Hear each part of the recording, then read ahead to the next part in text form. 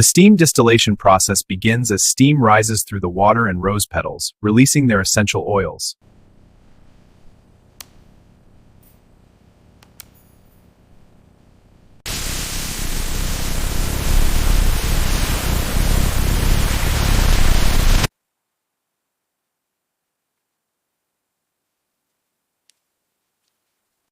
Every batch is refined and tested for quality.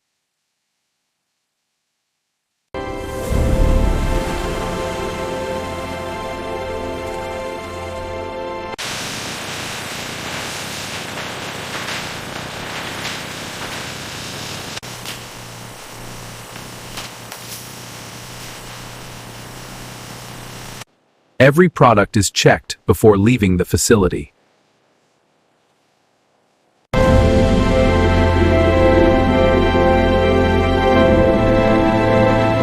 And that's how rosewater is made, from start to finish.